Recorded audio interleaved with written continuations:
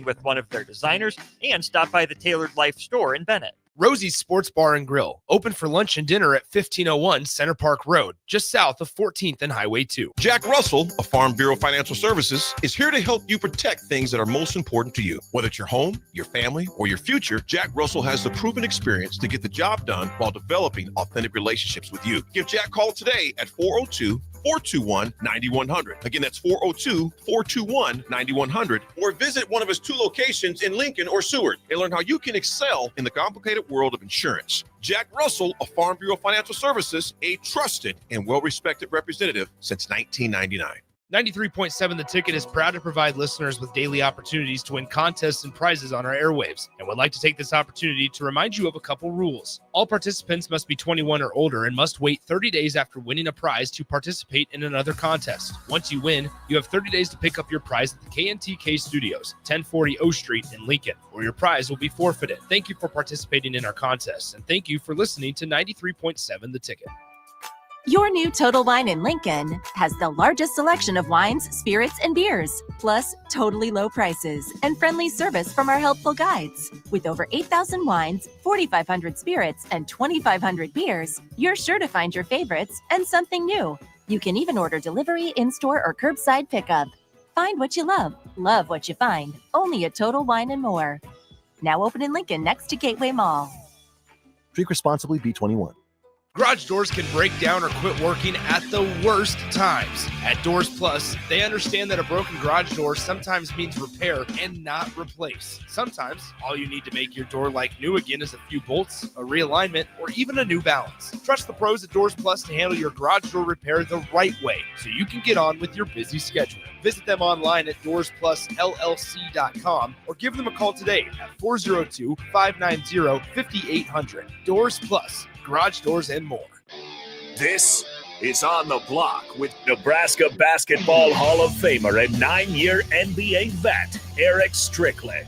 Nebraska Football Hall of Famer Jay Foreman.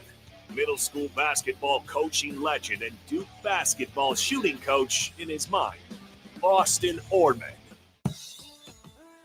Coming at you live from the heart of Lincoln, America. On air and online at theticketfm.com. Sponsored by the Mercado by Certified Piedmontese. This is On the Block with Eric Strickland, Jay Foreman, and Austin Orman. Welcome to it. Another week of On the Block starts now. Austin Orman here, Jay Foreman, Eric Strickland on this window. Show you the Husker Hall of Famers. Hey, finally found a hat that fits Strick's ego. I'm kidding. You see how you do me? I'm kidding, mostly. How we doing, fellas? Right. How's your weekend? It was all good. That's it? That's all we got? It's all Lovely. Good? Lovely? Lovely. It was a beautiful one. We made it through. The sun is shining. I'm shining bright like a diamond with my Mario hat. So it's time to go. Let's get it. Jay had girl problems. Strick had girl problems. So not the same. I'm kidding. I'm kidding. I'm kidding. I'm kidding. Hey, you put something on the grill this weekend, Jay? Yeah, I always do. I got every weekend. I got a couple grills. My smoker's out, man. It's a gut punch. You say it's the gut punch? Yeah. Huh. How's that working for you, Stricky? Yeah, not too making it twerk. There we go. The people can't see your face on stream. Huh? They only see your nose. There you go. That's your angle. That's your angle for the camera. There you go. Right there. Very nice. All right, 402-464-5685. You got any comments, questions throughout the course of the show? Jay Foreman, where did you get your meat from to grill this weekend? I did get it from the Mercado. Of course you did. You always do. Yeah, and I picked up a tomahawk, but I gotta wait to get everything on and popping. Certified Piedmontese is on and popping. I did. You know what the Mercado do with that ground beef though. It was hitting. You know what the Mercado do. It does big things. Yeah. It does big things. Straight. Summer sausage. I'm gonna have to wait till I get back. That's something. Listen. Where you going? Huh? Everywhere. Look at you. Just look Tricky better dip out on us, Jay. Look like Marvin Jones over there. You told on yourself. You know what it is? People be telling on themselves on Monday. You told on yourself right then. Kid Frost told on himself when he did that interview. Both of y'all just told on yourself. You know what I'm saying? I didn't tell on myself. Yeah, Jay. you did. I'm not doing nothing. Let's get into it, Jay. How did Scott Frost tell on himself in the interview? Ooh. Man, I just think that I mean, I get what he's saying. That, he's happy back there, and I think he truly was happy there. I mean, why wouldn't you? You go to it's your first head coaching job. You get him bowl eligible, I think, in the first year. The second year, you go undefeated. Have a great, he wasn't able to play in the national championship or whatever, and they win that bowl game, I think, against Auburn. Yep. Yeah. Beach Bowl. So you have a magical season. But everything else is just not, you're lying to, look, I get it. You don't want to leave places or whoever, family or whatever. Dude, you're a coach. I mean, that's you're everywhere. You know what I'm saying? And sure, I think maybe nobody understands the magnitude of coming back to coach at Nebraska, where you played, and he's from here, and family history here, and so I do understand it's a different dynamic. I wouldn't even though I played here, and say I was a coach and I came back here and I was a head coach, I wouldn't even understand the magnitude because, my dad didn't go here. But it'd be different to say I went to Miami and I'm coaching Miami, so I understand it. Mario Cristobal's dealing with it. Right. He's understanding the pressure. He's dealing with pressure from one thing that he did. Now he was obviously a captain and all that, and part of some really good times. But he rallied the whole alumni around him coming back, not trying to recreate the '90s or nothing like that, man. Like the '90s are like that was back. I wish it was the '90s. I'd be young. Nobody's trying to recreate the '90s, man. The '90s can't be recreated. That's why people keep talking about it. You're never going to see a team like 1995 Huskers ever again. Period. If it's not the best team of all the time, it's the second. If it's not the second, at worst it's the third, and that's it. So you're never going to see that again. But I think the biggest problem is that I don't think anybody forced you to come back. You come back. You were handsomely paid, right? And that doesn't mean everything's all hunky dory. You were handsomely paid. You got an extension on the so-called assumption that like in year 2 you were going to get fired and you're in a 7-year contract, which was complete BS. So you got another 2 years. Got an extension. 3-year buyout. Right. So you got so you got a 2-year like learning curve. COVID helped you with a 2-year learning deal. Then you started your 7 years over. There were some factors that hurt his, ability to turn it around, as quick as he'd like. Probably didn't take, I would say this, I don't think he probably took over the workman's like type of locker room that was left here from Mickey and say Scott or whatever. I think they had a really good locker room, handed over. Now they're not the best, but just I think it's a little bit better. And COVID hurt. It hurt losing programs or teams that were trying to figure it out, and a young team where you were able to gut the roster and Avery Roberts was a really good linebacker and different like that. But all the other stuff is like, I think the best thing you do if you don't want to talk about Nebraska, you don't like Nebraska, just don't say anything. You could have just said, look, it was a hard situation. I gave it my all, it didn't work out, but I can guarantee you, I'm going to do my best while I'm here, and I'm a better coach for it. Because Nick Saban learning some things, whatever it may be, from the Dolphins and Bill Belichick with the Browns and all that, made them the best of all time. Pete Carroll with the Patriots. Right. It all makes them the better at that. And he's still learning. I mean, I just think he's still learning how to talk. I just think the thing that when he says those things, it breathes instincts of entitlement. I think you were entitled to come back here and make a crap load of money. You were entitled to come back here and do whatever the hell you wanted. You know what I'm saying? I mean, there's guys that went down there, like, hey, man, like we talk about Mr. Cole, no callback. You know what I'm saying? He's got time to call back now. At some We'll point, 1, 2, 3, Tahiti. At some point in time, the level you go up. Yeah, wait, hold on, Jay. When I do that 1, 2, 3, I'll say Cancun because for the kids, you know what I'm saying? Cancun's easy to get to. Yeah. Then as you go up levels, 1, 2, 3, Bahamas. Yeah. They got to cross. But boy, Clippers, Tahiti. Yeah. At some point in time, you're gonna run into your teammates at some point in time. Former teammates. Okay. Well, you should always be your teammates. And at that point in time, nobody cares what you make. That's why some guys can go in the locker room, some guys can't, or be in the locker room. And maybe that, you can say, yeah, you got new friends and all that. But I just think at some point in time, man, it's like, who are you coming back here to make happy, man? The line from the interview was this. I think I kind of knew that wasn't best for me. It was what some other people wanted me to do to some degree.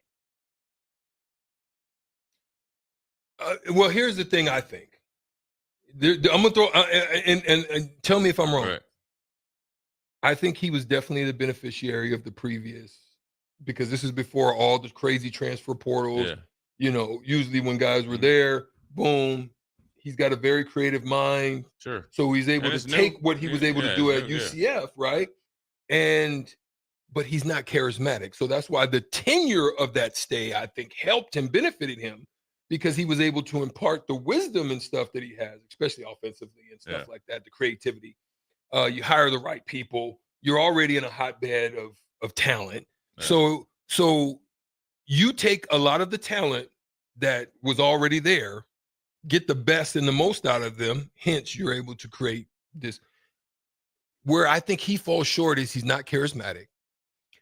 He doesn't really want to get out there and be face to face with, especially parents and so I've always thought, and you can tell me if I'm wrong, that he's probably best in the silo of being like a coordinator, because as a coordinator, yes, you're specifically responsible for this specific area. Yeah. And if you're good at what you do, you can stay in the silo, and similar to like an accountant. Yeah.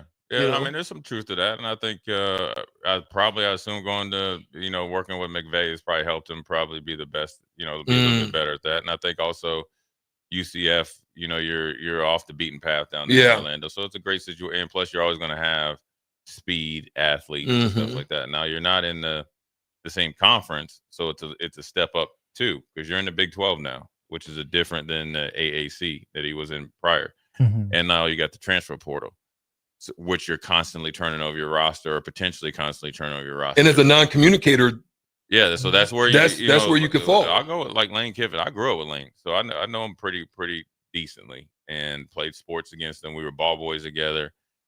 The one thing, and one of my friends is one of the biggest Ole Miss donors, and Lane and his kids go to school together. And I talk to JC all the time.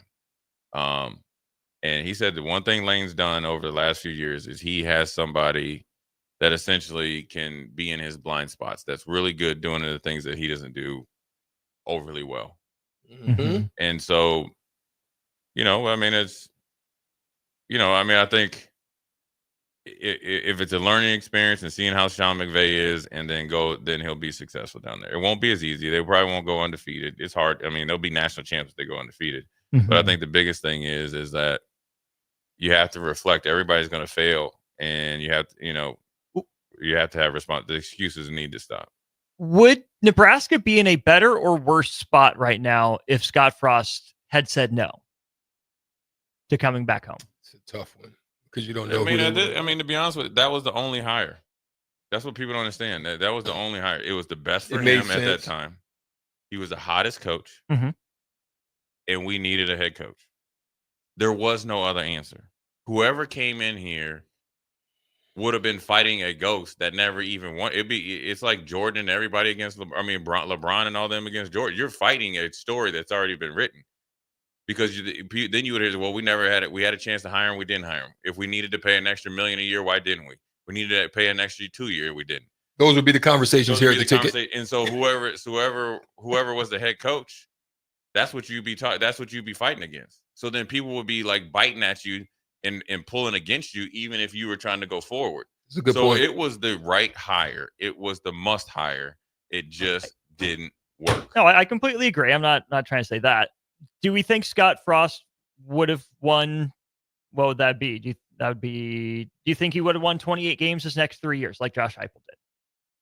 If he goes 12-1, 10-3, and 6-4 at UCF those next 3 years, like Josh Heupel did, and Nebraska didn't hire him, then yes, Nebraska would have missed the mark. But do we think that Scott Frost would have won those 28 games? Or do we think that, hey, this was always going to come out? This was always who Scott Frost was as a coach. And, could we, in retrospect, have looked back and said, maybe Nebraska dodged a bullet? Maybe the timing really wasn't right, even though it seemed perfect. I know it's butterfly effect. It's hard to say. But I think he might have. I mean, a couple more years down there and success, doesn't matter the record, going, say, 9-10 wins. I think you might have got a little bit more mature, coaching mature coach. But ultimately, I mean, maybe, but I think it's hard, man. I mean, I think you got a runway that never was ending and things just crumbled rather quick. And I just think. Because Scott Frost was qualified to be the head coach at Nebraska. Was he overqualified?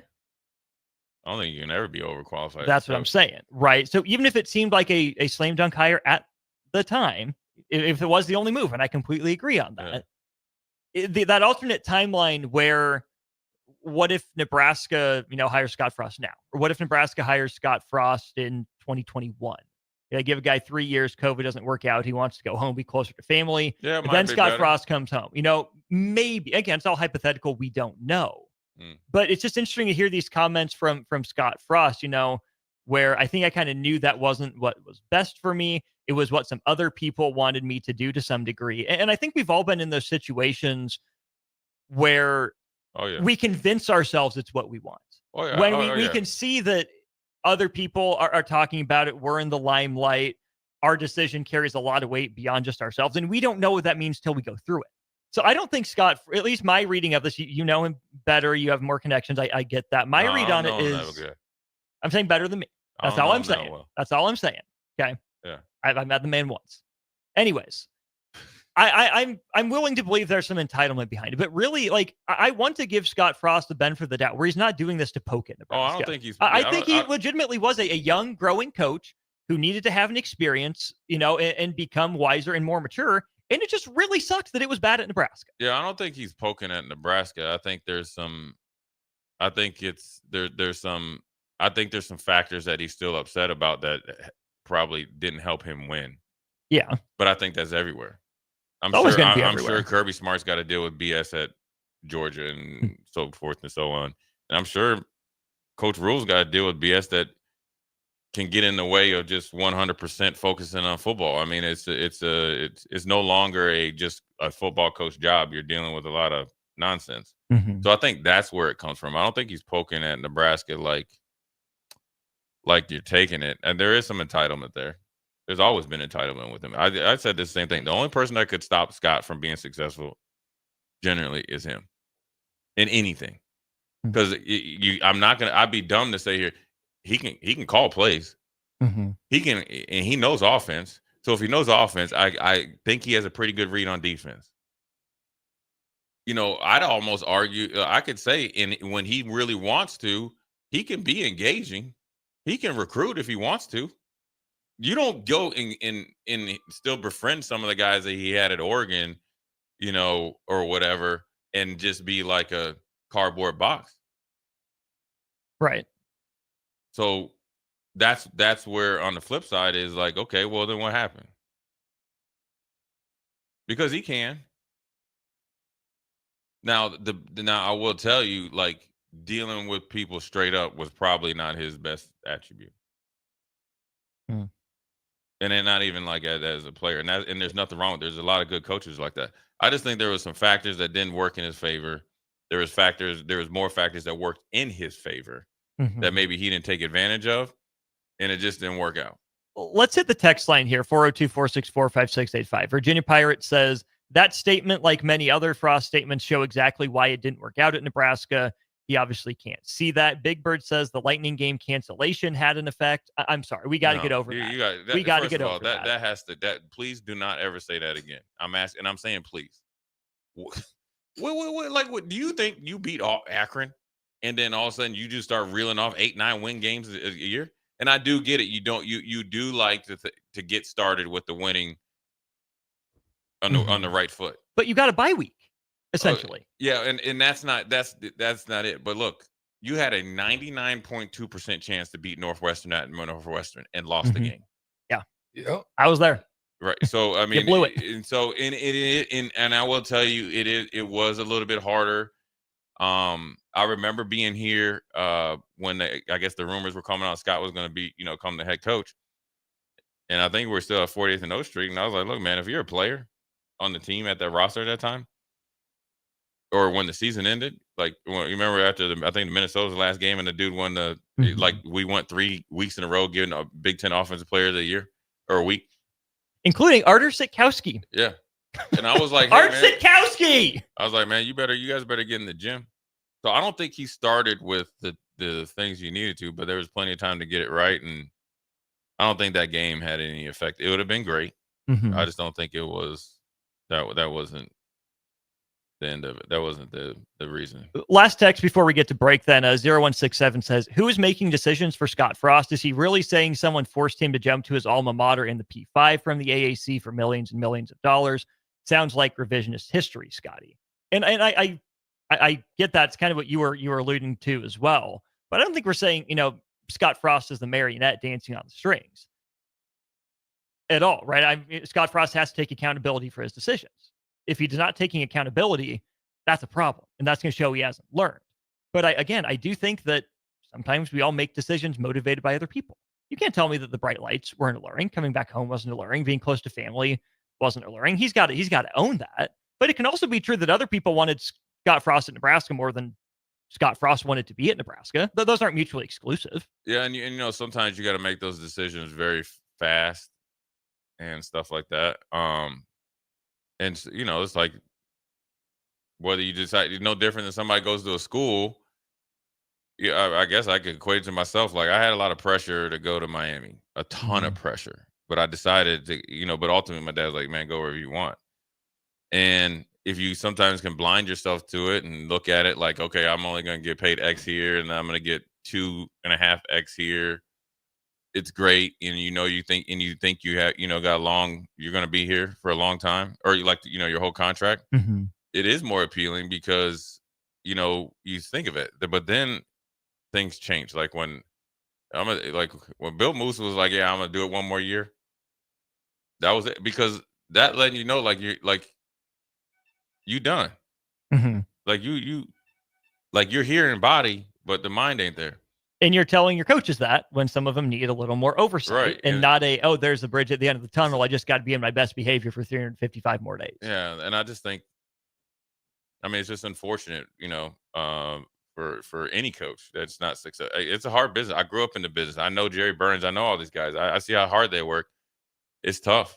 It's tough, man. And I know probably come back home was probably thinking it was going to be one way. It's drastically different than when he left. I think he even said that when he was at Kansas State. I think he had that big Facebook post. Yeah. And I think I was still playing in the league then or something, but I heard about it. So I think Nebraska probably changed 2, 3, 4, maybe 5 times since he left. Then it changed 2 or 3 times during his tenure. And then it changed drastically during COVID. Yeah. Because all eyes were on, all of a sudden you had a whole bunch of coaches at home because all you could do is sit down and watch tape and then compare stuff. And Nebraska's out in front making headlines during COVID. Yeah, which some of them of their own making, others. Yeah, and it was generated from outside. And it's hard because you had a really young roster without any established players. And then the consistent improvement wasn't there. And then you're playing against dudes.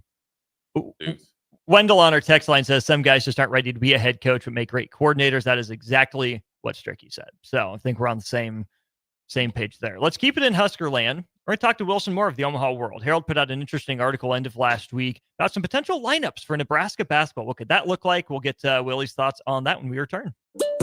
Follow Austin Strick and On the Block on Twitter at Austin Orman, eStrick20, and On the Block 93.7. More of On the Block coming up. Garage doors can break down or quit working at the worst times. At Doors Plus, they understand that a broken garage door sometimes means repair and not replace. Sometimes, all you need to make your door like new again is a few bolts, a realignment, or even a new balance. Trust the pros at Doors Plus to handle your garage door repair the right way so you can get on with your busy schedule. Visit them online at DoorsPlusLLC.com or give them a call today at 402-590-5800. Doors Plus, garage doors and more. Hi everyone, Kendall Warnock, A1 Automotive in downtown Lincoln. Spring is here, summer is fast approaching. With weddings, vacations, and weekend getaways on your mind, do not let car issues prevent you from getting where you need to be. Car problems shouldn't be something that you put up with. Let us get you back on the road in comfort and safety. We diagnose all makes and models from Porsches to Hondas, Toyotas, and Chevrolets. We fix a variety of issues with all of them with our talented techs and our experienced staff. A1 Automotive at 11th and L, downtown Lincoln, always honest answers. Your new Total Wine in Lincoln has the largest selection of wines, spirits, and beers, plus totally low prices and friendly service from our helpful guides. With over 8,000 wines, 4,500 spirits, and 2,500 beers, you're sure to find your favorites and something new. You can even order delivery, in-store, or curbside pickup. Find what you love what you find, only at Total Wine and More. Now open in Lincoln next to Gateway Mall. Drink responsibly, B21. Take control of your health with the DASH scan at Advanced Medical Imaging. The DASH scan is a full-body MRI designed for advanced health screening. This dynamic approach provides exceptionally sharp images across multiple organ systems, helping to detect potential concerns early. With minimal radiation and no invasive procedures, the DASH scan offers a safe, comprehensive look at your health. Plus, results are delivered faster than ever, giving both patients and physicians confidence in screening and diagnosis. Your health is too important to wait. Schedule your DASH scan today at Advanced Medical Imaging. Visit amimaging.com or call 402-484-6677 to learn more. This is it, Husker fans, your final chance to see Nebraska baseball at home this season. It starts Tuesday, May 6th with a huge rivalry matchup against Creighton. Then it's a Big Ten showdown as the Huskers host Michigan May 9th through 11th. Every game matters and your support can make the difference. Great seats are still available, but they're going fast. Get your tickets today at huskers.com/tickets or by calling 1-800-8-BIG-RED. Summertime is here. It's time to get to Brown's Shoe Fit for their May sandal sale. From now through May 31st, get $15 off all regular price sandals. Whether it's for hiking, for the lake, or just everyday sandals, Brown's has you covered. And don't forget, Brown's carries a large arrangement of sizes and widths to fit your feet properly. Start your summer off right with the May sandal sale at Brown's Shoe Fit, just south of 66th and Q in Lincoln. Jack Russell of Farm Bureau Financial Services is here to help you protect things that are most important to you. Whether it's your home, your family, or your future, Jack Russell has the proven experience to get the job done while developing authentic relationships with you. Give Jack a call today at 402-421-9100. Again, that's 402-421-9100. Or visit one of his 2 locations in Lincoln or Seward and learn how you can excel in the complicated world of insurance. Jack Russell of Farm Bureau Financial Services, a trusted and well-respected representative since 1999. Empower a child today with the Teammates Mentoring Program. Hope is only a conversation away when you choose to share your talent, time, and heart with the child. Together, you can build a relationship based on strengths and chart a brighter future, 1 week at a time. Find out how you can be a mentor by visiting LincolnTeammates.org. Become what you needed as a kid by joining the Teammates Mentoring Program today. Tailored Landscapes is actively preparing for spring. Things like new tree orders, getting equipment ready, and training staff to serve you the best they can. If you haven't already planned, now is the perfect time to figure out a maintenance plan for your yard. Tailored Landscapes is on the brink of spring cleanups for all their existing customers, and they have limited spots available. They trim trees and shrubs when needed and only mulch proper amounts. Give Tailored Landscapes a call at 402-432-2572 to set up a meeting with one of their designers and stop by the Tailored Life store in Bennett. Now back to On the Block with Eric Strickland, Jay Foreman, and Austin Orman.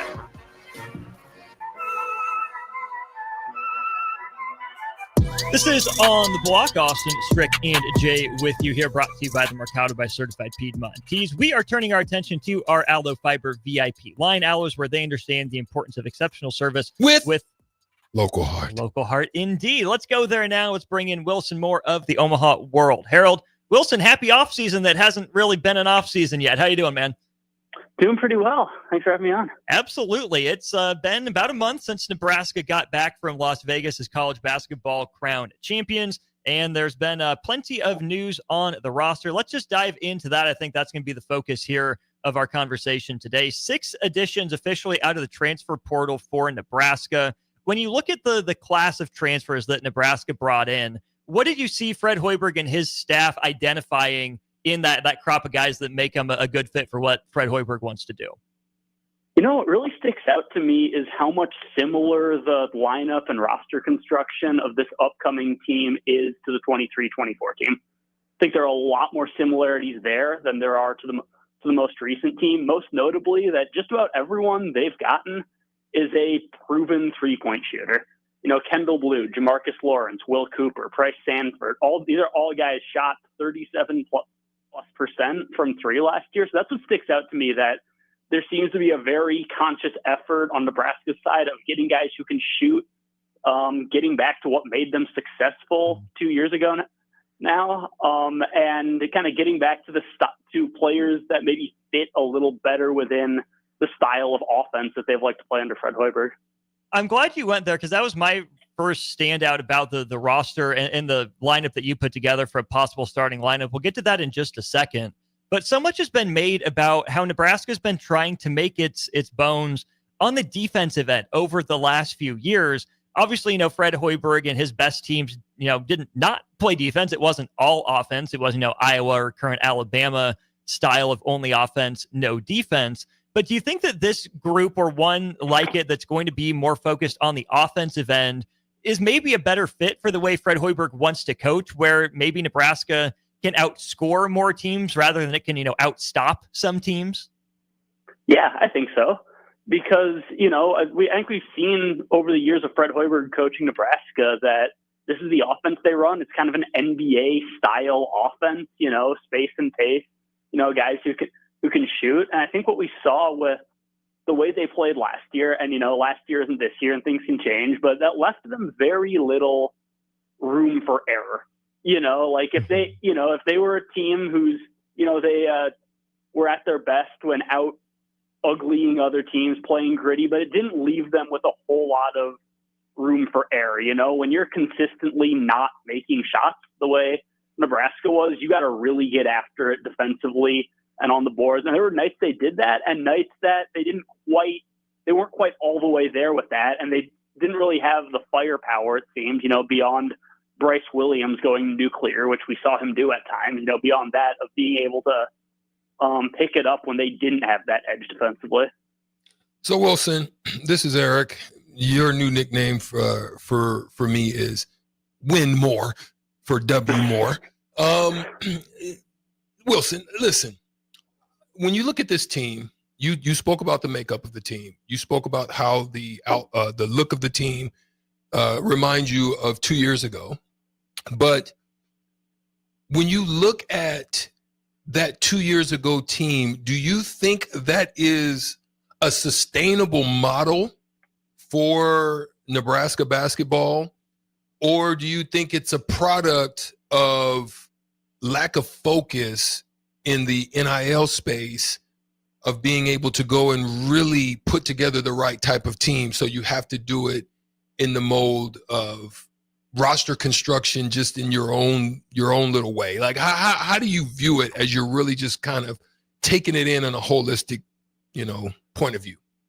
Yeah, it's a really good question. I think I think there's it's a little bit of both of your, you know, is that the product or is it the intent? And I think it kind of points to how, you know, in this new world of, you know, NIL and the transfer portal, teams have to be creative, especially, you know, we know Nebraska is not a team with a war chest of NIL money, like, you know, like some of its conference opponents. And it kind of gets, you know, it's almost like a Moneyball type thing. You know, you have to go for the undervalued guys. And for Nebraska, when you think about like Rink Mast or Bryce Williams and trying to do it again this year with a Kendall Blue type, it's the mid-major guys who, you know, maybe weren't ready to contribute at a Big Ten level when they were 18, but now they're 21 and they're better off because of it.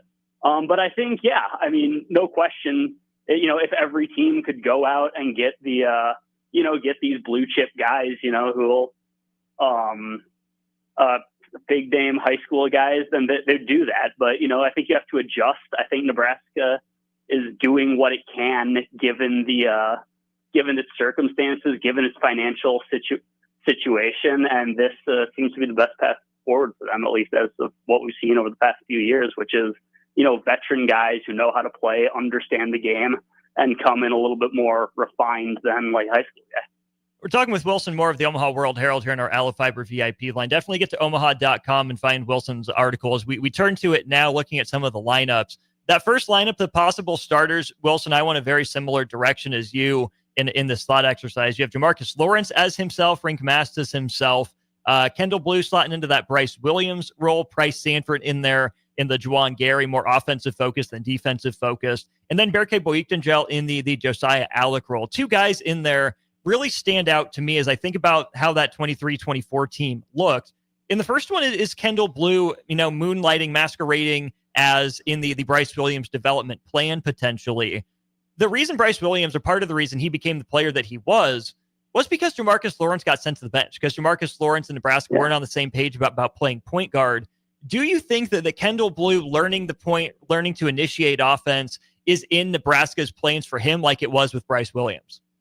Yeah, it's interesting. Fred Hoiberg mentioned in his statement when Kendall Blue signed, he specifically mentioned Blue's ability to handle the ball, which seemed notable to me, especially because when we, the local media talked to him a few weeks earlier, he mentioned that they probably weren't going to pursue a kind of traditional, Raleigh Wooster, Aaron Eulis-esque point guard, that they had Jamarcus Lawrence. And between that and Rink Mast's ability to handle the ball and pass and kind of slow things down for the offense, they felt like they had enough that they could do what they wanted to do with the personnel they had at the point. But yeah, I could definitely see Kendall Blue handling the ball a little bit more than he did at St. Thomas. And I think, this isn't exactly a unique notion you just mentioned. I like the Bryce Williams comp for him, not the 24-25 Bryce Williams. I think Kendall Blue could be 23-24 Bryce Williams, come in, average, 13 points a game, something like that, shoot 37%. I think everything about his skill set and his makeup says that's within reason. That's something he would be capable of doing. So if Bryce Williams was the second or third option in that 23-24 team, it was Rink Mast and Keisei Tominaga as the top two. Maybe not in raw points per game, but certainly in impact and in terms of identity. Obviously, Rink Mast is back. Do you think that Kendall Blue in this hypothetical starting lineup slots in as that number two scoring option or identity option behind Rink Mast, or is that a different player? I think if I had to, predict, and we're obviously 6 months away, if I had to predict who the go-to perimeter scoring guy, I think it might be Price Sanford.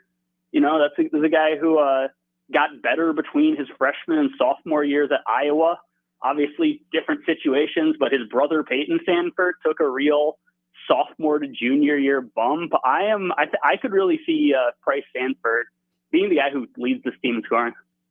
That would be fascinating. The staff has been so high on Price Sanford for a while, Absolutely. talking about a high school and then last year in the transfer portal as well. But the other guy in that potential starting lineup you threw out there was the X factor for Nebraska in a lot of ways this season, will probably be the glue that ties this potential lineup together next year.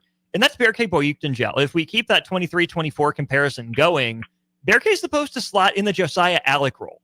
Low usage, low maintenance, high energy, X factor, but almost more glue guy because he does all the little things that, might not show up in the stat sheet. Did we see enough of that from Berke Boyikdengel this year to make you think that he can fill that Josiah Allick type of role? Or will Nebraska always, have to be fighting against Berke's nature to try to rein him into what the team needs from him in that position? Yeah, I thought Berke had a fascinating season this year just because, he comes in and the hype about him, that, you're hearing from the coaching staff and Fred is saying this guy can handle the ball. He can shoot. He's this point forward. And we saw some of that. But what stuck out to me, he didn't bring that every game. What he did bring every game was the hustle and energy that wasn't as talked about as much coming in. And then he was starting to put it all together, before he got injured against Ohio State in February. And so to answer your question, Austin, I think that's one of the big questions for Nebraska this year is who is Berke Buchtengel, and can he be the best version of himself 32 times this regular season? I think he really has a lot to do. I think the answer to that question will do a lot to determine Nebraska's ceiling or floor, because they were a significantly better team when he was on the court and playing well last year. If it's not Berke Buchtengel, who are Nebraska's other options at that power forward-ish position, or maybe even a 5 in the right lineup? Yeah, I mean, there are a couple options. See him going small ball. Braden Frager is another intriguing piece to me. You know, as a guy who reclassified, spent last year as a redshirt, you know, just kind of learning the ropes, getting on a college like strength and conditioning program, you know, doing everything he could to be in position to take his best foot forward this year as a redshirt freshman in what should be his true freshman season. Now, and he's 6'7", well built. I could see him being able to play some 4 in a pinch. He's another guy. He's another guy who's out of high school. His calling card, he's a shooter. He can knock down, but I think he's tougher than people realize. He's not afraid to get down under the basket, play a little dirty. So I could see Braden Frager getting some time at the 4. Jared Garcia, is he a 3? Is he a 4? And then Ugnius Jerusha-Vicious, is he a 4 or a 5 behind Rink Mast? Yeah, I'd say Jerusha-Vicious, Oogie, as we've been told to call him. I think he's a 4 or 5. I wonder what kind of, if it would be possible to do some kind of big ball type stuff with him and Rink Mast. I mean, they are both capable shooters, so in theory you get the spacing. Jared Garcia, I think he fills a very specific spot, and that is, you know, that's to be the muscle. You know, that's to be, you know, when it's a situation, again, to go back to that 23-24 team, Illinois or Texas A&M, situations like that where they're getting kind of manhandled under the basket, to be the guy to, you know, box out, help out on the glass, and just prevent them from getting steamrolled under the basket by the Michigans and the bigger teams of the Big Ten.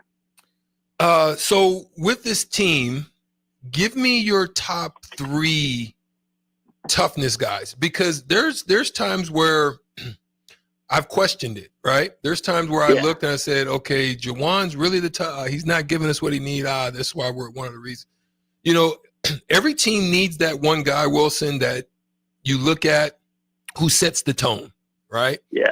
Not that everybody has to beat him, but once the tone has been set, the frequency has been changed, everybody gets in tune. You know what I'm saying? I was one of those guys. Now, when you look at this team, who are your top 3 guys?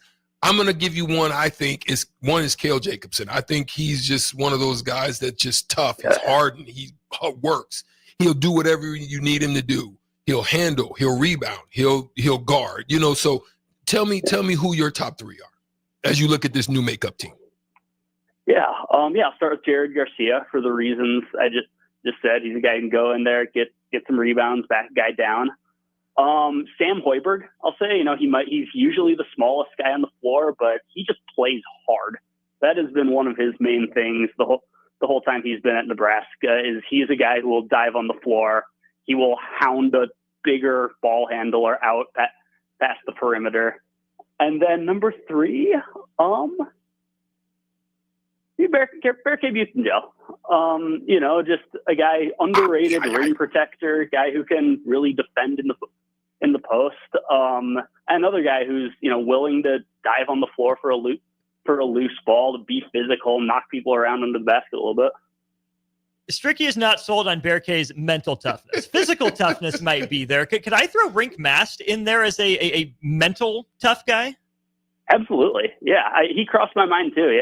Yeah, Rink Mast also very, very smart guy, like academically. What, he just got a master's in like physics or something? Yeah. So he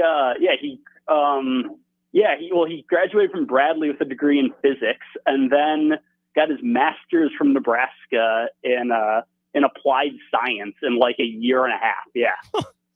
Dang. We like heady people. We like that. So we like Wilson Moore of the Omaha World Herald. Wilson, we appreciate you hopping on here. We'll direct people to omaha.com. Where can they follow you on Twitter for more Nebraska ball insights? Oh, yeah. You can follow me on Twitter at @WilsMore_. I post everything I write there. There we go. Win more! Wilsmore_. I will raise a Dairy Queen Blizzard in your honor tonight, good sir. Thank you. Thanks for having me, guys. Absolutely. That's Wilson Moore of the Omaha World Herald joining us on our Allo Fiber VIP line. Stricky, what does Allo Fiber understand? The importance of exceptional service with local heart. Ain't that the truth? We'll go to break, wrap up hour one, get you set up for hour two of On the Block in a sec. Download our app by searching for 93.7 The Ticket in your app store to stay in touch and listen all day wherever you are. More of On the Block next on 93.7 The Ticket and theticketfm.com. Your new Total Wine in Lincoln has the largest selection of wines, spirits, and beers, plus totally low prices and friendly service from our helpful guides. With over 8,000 wines, 4,500 spirits, and 2,500 beers, you're sure to find your favorites and something new. You can even order delivery, in-store, or curbside pickup. Find what you love what you find, only at Total Wine and More. Now open in Lincoln next to Gateway Mall. Drink responsibly, B21.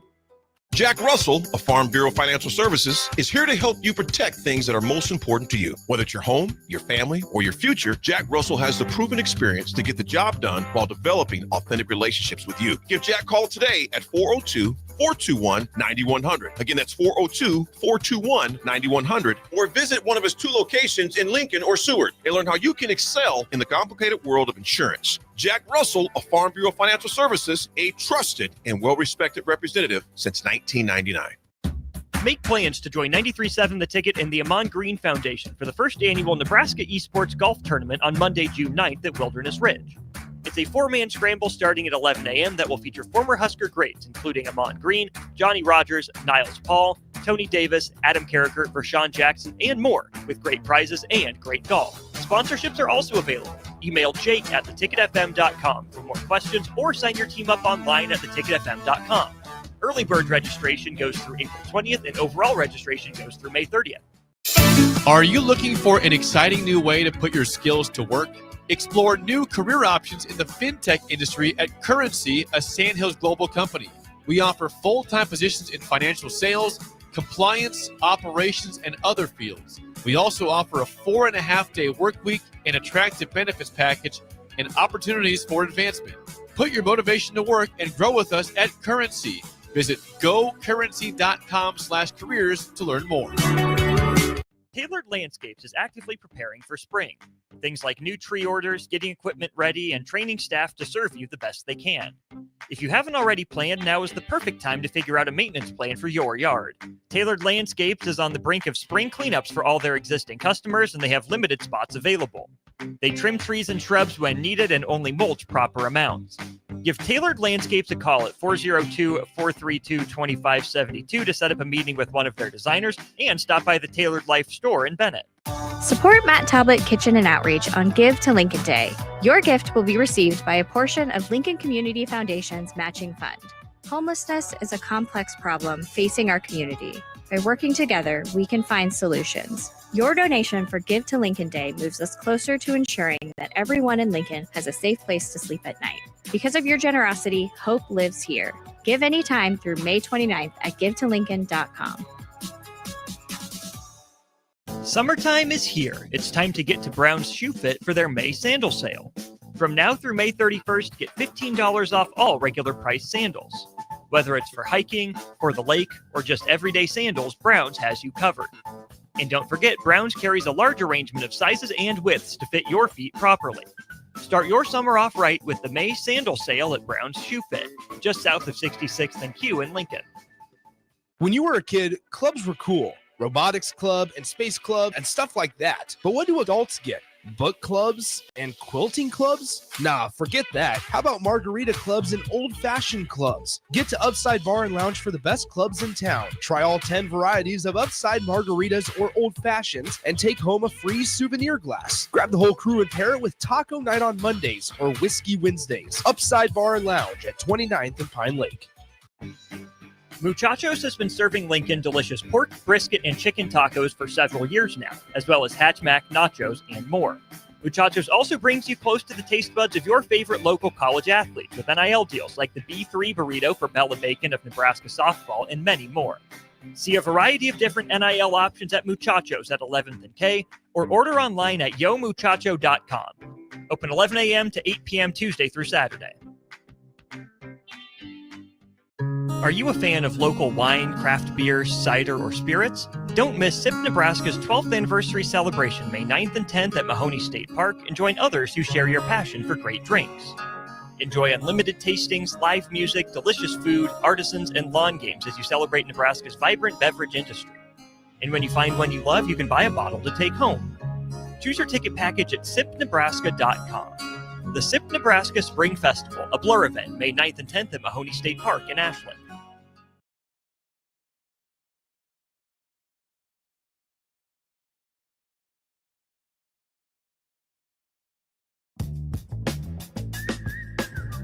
Rolling right along here during On the Block. One final segment for hour one. Austin, Strick, and Jay with you. Fellas, any final thoughts, anything residual from the Scott Frost conversation before we move on to hour two? Anything else pop up? Not for me. Yeah, I mean, I hope he does well. I mean, I'm not gonna sit up there. I do. I don't wish no harm on him, or like not no harm, but like bad. I want him to be successful. I mean, if he's happy down there and that's where he's successful, then more power to him. Probably. And look, you don't know what all was said in between what was written in the article, so just a little that I know. Probably a little bit more humility, but you know what? That's part of it. And also I think the big thing, if you can recognize that you didn't make the right decision, everybody's been there. If he had to think twice about it, he probably shouldn't go, even if it wasn't, no matter how sweet it looked. And ultimately, he would. I'd like to think. I can't speak for him, but I know people have made some decision that they necessarily regret. Is that even at the amount that you got paid, it wasn't worth the lack of like happiness and fulfillment. Right. Mm-hmm. Take the wins and losses out of it, right? And so maybe that's what he recognized in that year or two off. He was able to kind of decompress, I'm sure he learned 2 or 3, 4 things from McVay. Mm-hmm. And then hopefully that makes him a better coach and actually, helps him to become whole, and maybe in no matter what happens, as long as he goes to work and he's coaching and he's got everything lined up, a great support staff, coaching staff, and all that, he'll be successful down at UCF. Sorry, Stricky, go ahead. You were saying something? Yeah, I think ultimately you want to be able to assess what happened, what transpired, but then you don't want yourself to look corny in it. And so this is where I think you have to, and I think this is what hurts him. It's not coming against him. It's just, I think this is what hurts him. I think his ability and his lack of, really being able to engage. We can go all the way back to college. He's who he was even back then. Yeah. Taking out all details of everything, but you can pretty much assess. There's a couple of things that I think he could have helped himself by doing better. He could have taken what the magnitude of what was about to happen. Everybody's not built for that. Not saying that he is. Football is different. You can ask Isaiah Thomas. You can ask Terry Porter. You can ask multiple guys that play ball at a high level, and JJ Redick, and you get thrust into certain situations, and then you have trouble turning that ball. Yeah, it's you know what I'm saying? Yeah, it's tough. So Yeah. I think that was hard for him.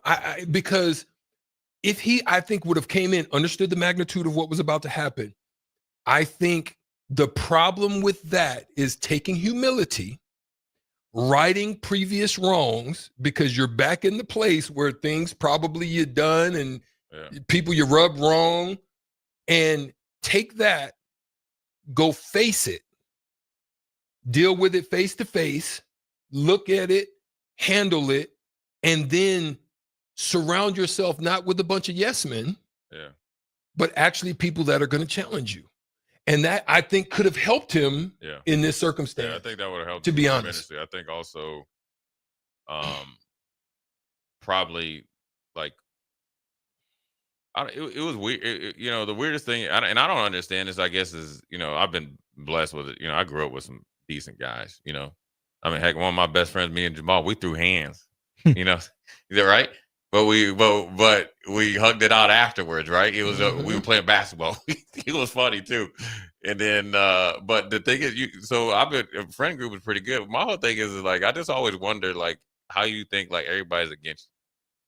Like, I know guys, I know one guy in particular, in that rode for him hard. And he's and the dude I'm talking about is, he's a good dude to me, right? And rode hard for him. Not one call, not one thank you. You get what I'm saying? And then the conversation that we've had, and it's multiple guys, that when they're talking to you, like you ain't listening. You're hearing. Yeah, but you ain't not listening. Right. Yeah. Like, these are dudes that be frank, you just walk around with a jock strap on in the thing. Like, they know you. They've seen you. Right. We ain't holding no like we've been in the buff, like not like literally, but you know what I'm saying? So it's like, that's probably the biggest, like, was the letdown. Like, if we was,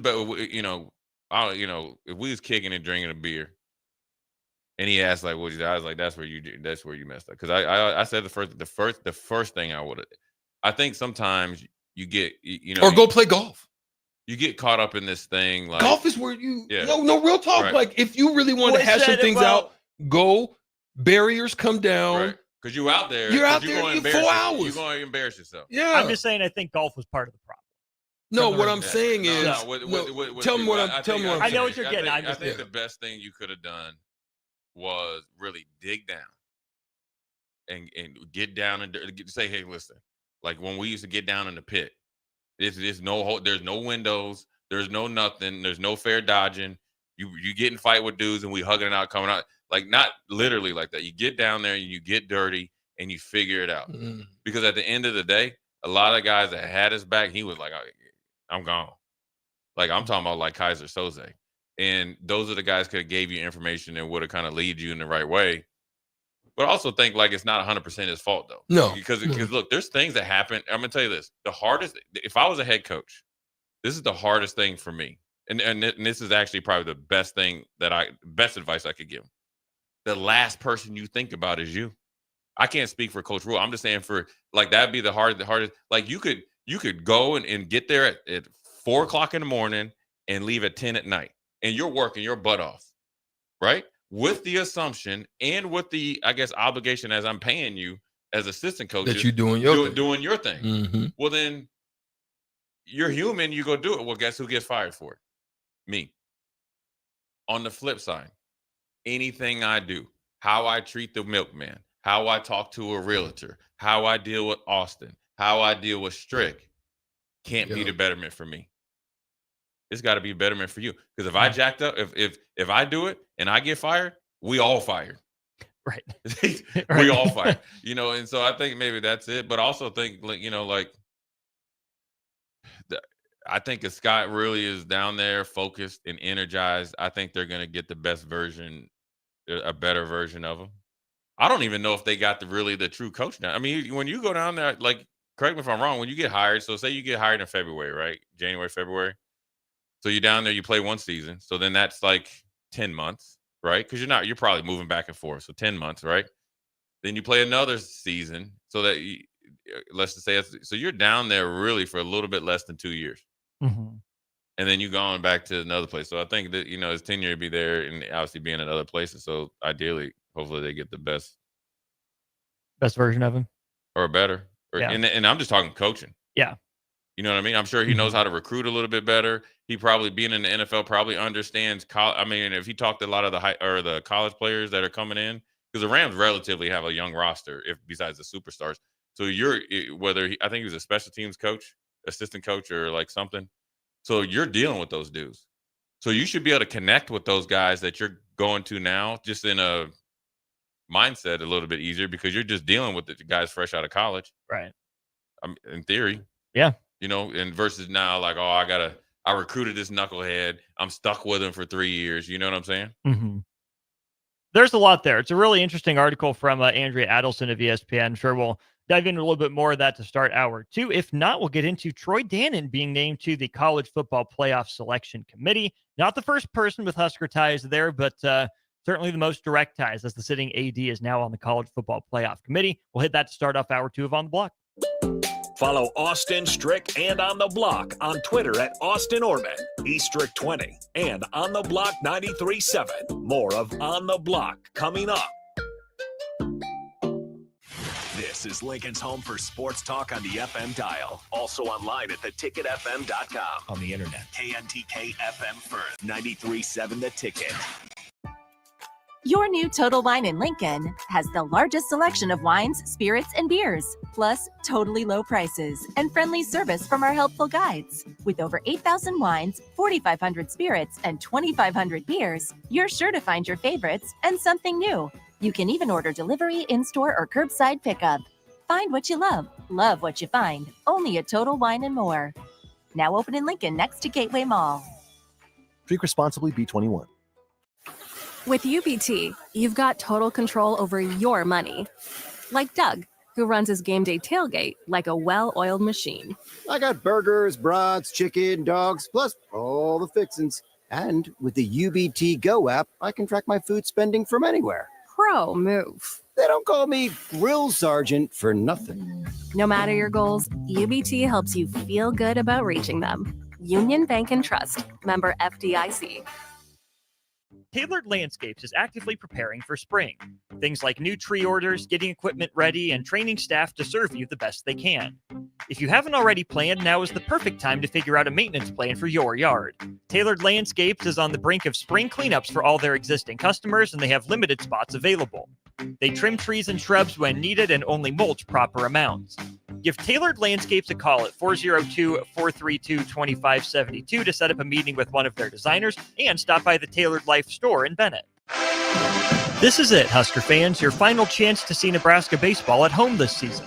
It starts Tuesday, May 6th with a huge rivalry matchup against Creighton. Then it's a Big Ten showdown as the Huskers host Michigan May 9th through 11th. Every game matters and your support can make the difference. Great seats are still available, but they're going fast. Get your tickets today at huskers.com/tickets or by calling 1-800-8-BIG-RED. Hi, everyone. Kendall Warnock, A1 Automotive in downtown Lincoln. Spring is here. Summer is fast approaching. With weddings, vacations, and weekend getaways on your mind, do not let car issues prevent you from getting where you need to be. Car problems shouldn't be something that you put up with. Let us get you back on the road in comfort and safety. We diagnose all makes and models from Porsches to Hondas, Toyotas, and Chevrolets. We fix a variety of issues with all of them with our talented techs and our experienced staff. A1 Automotive at 11th and L, downtown Lincoln, always honest answers. Automotive Solutions is Lincoln's one-stop shop for all your vehicle needs, from vinyl wraps to engine repair and maintenance. Automotive Solutions offers fleet services as well as printing and graphic design for vinyl applications, plus installation of vinyl for boats, trucks, cars, and anything else you want wrapped. Perfection is their standard, and they never settle for less. Call today at 531-249-5600 or go to automotivesolutionslincoln.com to learn more. That's Automotive Solutions on 2024 Southwest 5th Street in Lincoln.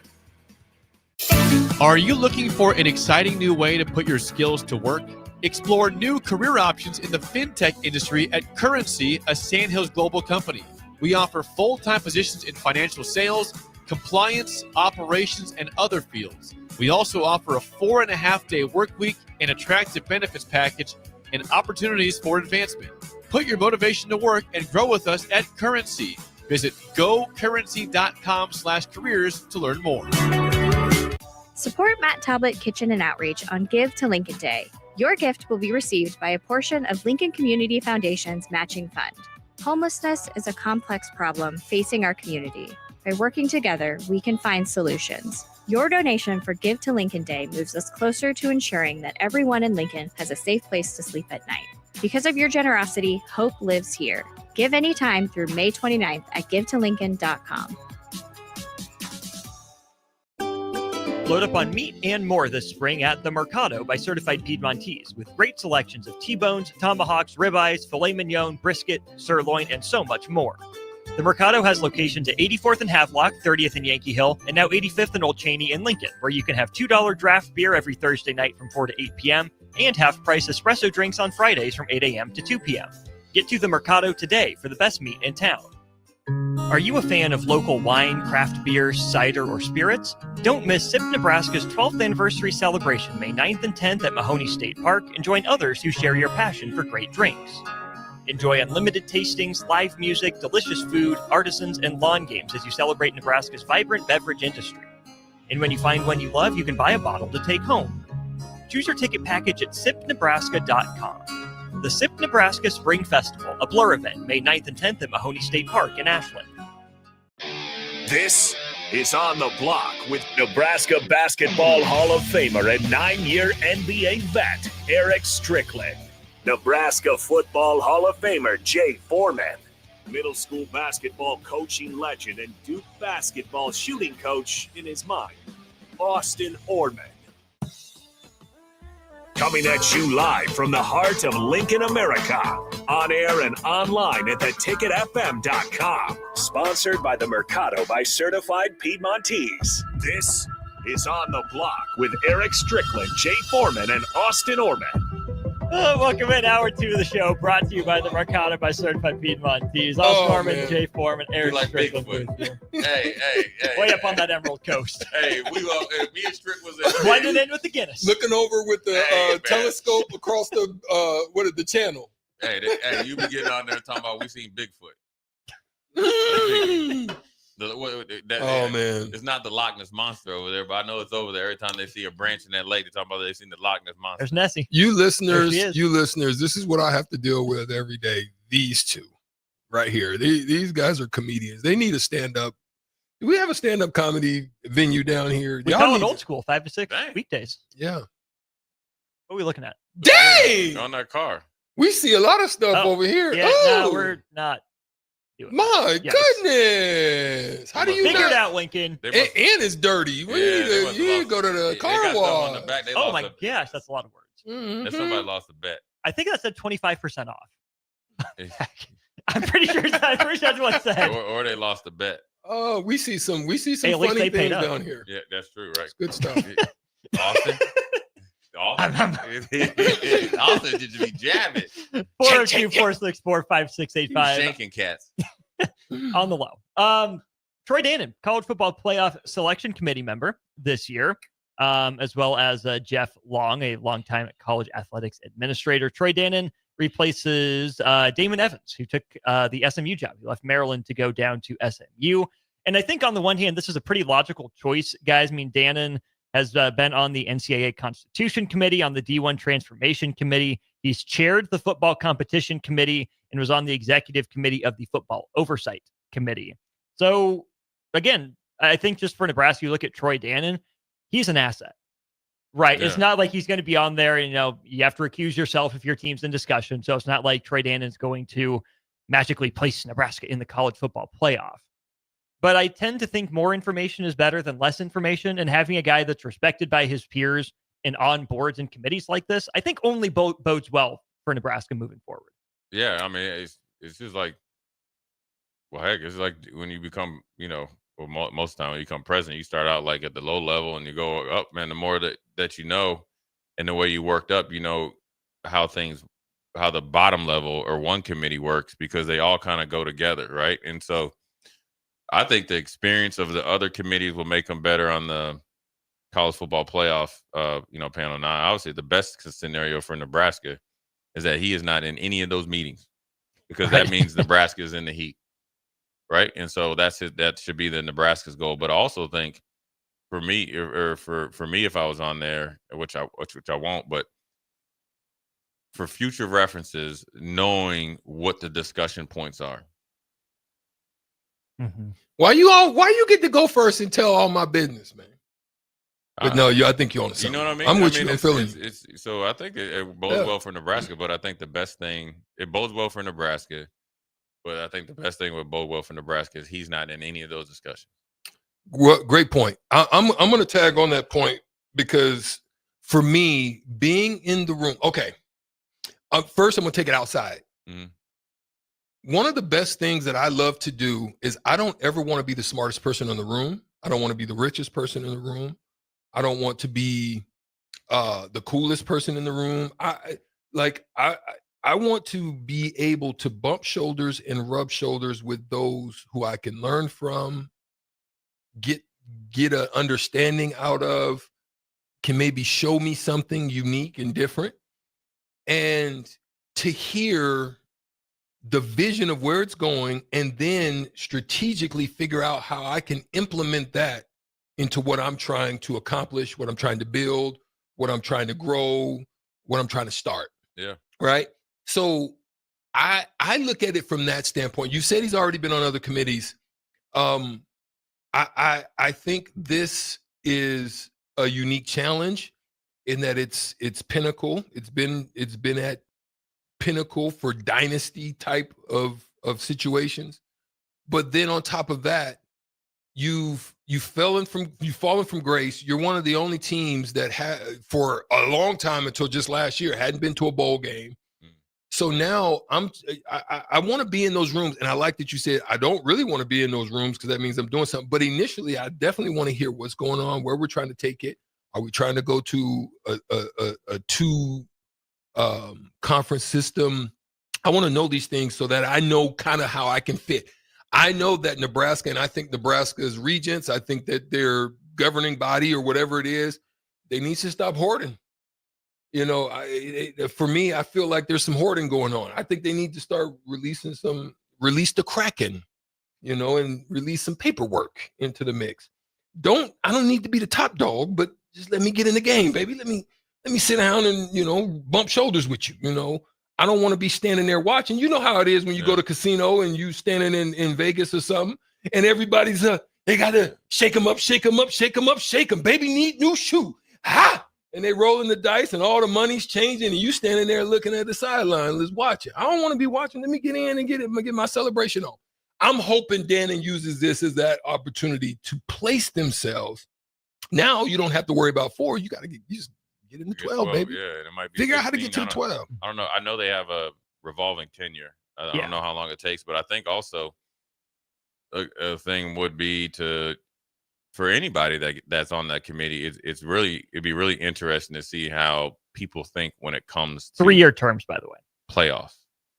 How you think as an AD, or you know, right. when you're in that, because I think I don't know, but I'm sure before the first college football playoff rankings come out, they meet and they talk, so you can and then it's also good maybe to go back and, you know, say somebody was on the committee last year, or people are on the committee last year, and you could get, you know, whether they have breakfast or not breakfast, but lunch or dinner, whatever they're doing. Say, hey man, you know, when it came down to SMU, who lost in their ACC championship, or Ole Miss or Bama, what was the general consensus or reason? Because it's not for Nebraska's purpose, but it's also to help him to do his job better as a committee member. But then also that's stuff that you can keep in your back of your brain, you know, when you're doing future scheduling or whatever, even when you're off the committee. So say like we're 5 years down the road, you're thinking you got to think knowledge is power. And so, you know, I think it bodes well for Nebraska. Anytime somebody that you're associated with is on a committee or a board or like this, it bodes well.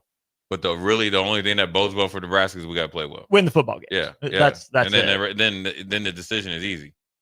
That leads me to this. Obviously, you're not going to say no to this. But once you serve on the college football playoff committee, you are not eligible to serve again. You get a 3-year term. Only under special circumstances can your term be extended, and that's just by 1 year. So most likely it's 3 years, and Troy Dannon's done. Is now, in your opinion, the right time for him to serve on the college football playoff committee? Do you like him on this committee now in a time of so much change and Nebraska trying to regain its footing? Or would it be better for Nebraska if this had come 5 years down the road and, you know, the football program was in a better state? Basketball made 3 more NCAA tournaments, for example. I mean, of course you'd like to be on top when you get in there, but I think also it's a good time because it's the only time where you can't delay that type of, I guess, appointment. I think it's good because if everything goes as we hope and handle your business, then we're in the driver's seat. Now we get to get some revenge, and revenge is by good play. You know what I'm saying? So that was set up by knowing the rules and what was coming. Right.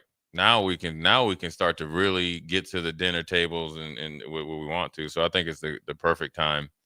And then also it potentially will help you say they do go to 2 conferences and you made a couple college football playoffs in these next 2 years. I mean, one is great, but say you did, and they condense it, you in the conversation. I like the recent history right now, like in the near future. I like that. Stricky, right time or wrong time? For him to be in the committee? For him to be on the college football playoff committee. I think it's the right time. I think it's the right time because it's a time to assess where we are as a program, where others are, what they're looking at, what they're looking for, where they're trying to go. You're ahead of the curve. It's no difference of what some of the people that have frustration with government right now. And I'm going to say these are alleged things, but I'm going to throw it out there because I think it speaks to what I'm trying to say. For example, there are a lot of people now that are trying to put policies out there because they're saying that you can't trade individual stocks, because how is it that all of these different legislators are doing better than big marketing firms? How are you knowing all this information, right? It's because you have what they call insider knowledge, right? They're using their insider knowledge to position themselves to be able to win, right? Some look at it as bad. Yes, I think it's bad, but I think in the sports side of things with what we're looking for, that's what I'm trying to allude to. It puts you in position to figure out where I need budget structure, who I need, who I can cut. You get to really learn a lot more about those types of things by being the first to hear it. Same thing as an investor. Jay, probably we get stuff on the back end of where things are going, right? But Warren Buffett sits in a little different bracket. He's getting information until he retires. Then they disseminate. But by the time we jump, they've already hit. Yeah. You know what I'm saying? So we're getting the hit up here because we're now just getting information where they had it down here before it took off. You see what I'm saying? So that's why I'm looking at it from that standpoint, hoping that Dannon really goes in there. He don't go in there just trying to, have its and giggles, but really to figure out what to do with this program. Is Nebraska football's relative lack of success because the football isn't good enough, or because there are more issues behind the scenes holding football back? Let me go first, Jay. And I'm going to be quick because I want you to get your thing off. Listen, I've always said Nebraska has brand complacency. That's one of the words that I use. Now, I'm going to say it even outside of Nebraska. There's visionary things that Nebraska seems to be late on, that other cities, other states, other visionary things. How are you, for example, how are you trying to build an international airport on the river? It don't make sense, right? You're trying to make this place an international hub to be able to, you're right in the middle. I mean, I think you should take advantage of that. Even better than Kansas City. I mean, you already have probably big industry things that come in here. Berkshire's here. You have the World Series. You have the swimming trials. You have all these things that come here. AAU, volleyball, all these different events. But you want to try to expand an airport that got nowhere really to go. Now, maybe you can do it. Maybe you're that creative. I've always said, do something in the middle. I'm saying that to say this. I believe wholeheartedly that we're late on a lot of things. That's why I'm okay with him going in there. We've got to get on the cutting edge. That's what we used to do. That's what we was known for in your time. Yeah. Innovative. Husker power, innovative, strength training at the highest levels. Just the way that y'all did things was so professional and so before its time that it made y'all great. I think y'all lost that and got so complacent with the success blockbuster. And now all of a sudden you behind the curve. Go ahead, Jay. Yeah, I think there's a lot of meat on that bone, Strick. I think it just comes down to that you got to get more people to the table. Well, they almost got ran over right there. You got to have more people to the table. More voices. More voices. Yeah. You got this small group of a small think tank that's stuck in the ways. Right? Yeah, and I think that just kind of that really keeps you moving the same. Mm-hmm. That's all there is to it. And I think they're trying to do better that way. And so that's why you see the advancement. And I know Trevor's trying to do some stuff. Now I'm sure there's some red tape that you got to go through. Facts. That we have no idea what what we think is just something I call turnkey. It's not. But also think that when there's a will, there's a way, because other people have done it. So I think it's a little bit of both. I think there's some circumstances that probably led to Nebraska. I don't think this present day. So you can't include Matt Rule's tenure because he just got here. Yeah. So if you take the previous tenures, they're a byproduct of letting Frank go. Because and I said this, and people were mad at me, and I said I was a prophet there, right there. And I'll never forget. The Book of Foreman. Yeah, is that when we wanted to do an about face, go from what we did to West Coast, and when just because we thought college football was changing, I said that's the wrong thing to do, because you made the decision too quick. USC just went on a couple-year run. Mm-hmm. You get what I'm saying? Yeah. Well, then here comes Florida. What do they run? They essentially just took the fullback and placed him out there in the wing, and they just run what we ran. Coach Osborne ran the same offense that Florida did. We ran quarterback power and all that crap. What do you think Scott Frost and them were doing out of the shotgun? We were running all that stuff. We were running option out of the shotgun and all that. So I think that was it, because that ripped the fabric out of it. Now, the fabric was also ripped out because it was already tearing. It was tearing, but not torn. But I think when Bill Callahan came and was like, okay, we are just forgetting, we're just starting over at zero, then you're essentially climbing uphill. Bo did his thing, and then Nice Mike was like, okay, I was married to a brown-haired girl, now I'm going to marry a blonde-haired girl, and there wasn't no reason for it. I will have an arranged marriage with a blonde-haired girl because my direct superior thinks that's the best. Right, and then, we just talked about Scott, and so I think Nebraska, that's where you really get behind. That's where you really lose. You drop the baton in 03. You drop the baton in the 4x1 relay at leg 2. And then you had the shot putter running the leg in leg 3, and when people you don't even get leg 3, you're DQ'd after the baton drop. I know, but they say, we bounced up and went in your hand somehow, right? Or you kicked it up to you, literally, right? And then you had the shot put dude running 3, and then now we're trying. And then your anchor was actually an anchor. Yeah, and then so now we're trying to catch up, and now we're trying to extend the race again. So college football's changed so much. I mean, we could talk about that. Just it was just probably the wrong time to make the wrong decision. And like you said, Nebraska's still paying for it. My position is that football is what's happening with football is a symptom. What happened with football initially probably led, like you said, to a lot of what we're seeing now. But I do think eventually that change did come to college football. Not West Coast, not stylistically. Those things always come and go. But right now, as much as Nebraska is fighting a football battle, football's not the war. The war is bigger than what happens on the field. And I'm not saying that to minimize football, the work that Nebraska's putting in. Nebraska can be competitive enough with what it's doing, training table, weight room, scheme, players, whatever. Nebraska can be competitive enough there. But I almost wish, for Nebraska's sake, Dannon was on the transformation committee now, to get an idea of where NIL financials are going. So that way Nebraska could maybe absorb that sucker punch, that gut punch. Now, man, this really stinks. Why aren't things going well? Why is Nebraska not doing things the same way as everyone else? but it could position Nebraska better for the future. If Troy Dannon was in that room, knowing what the working theories are, which way do we think this is going?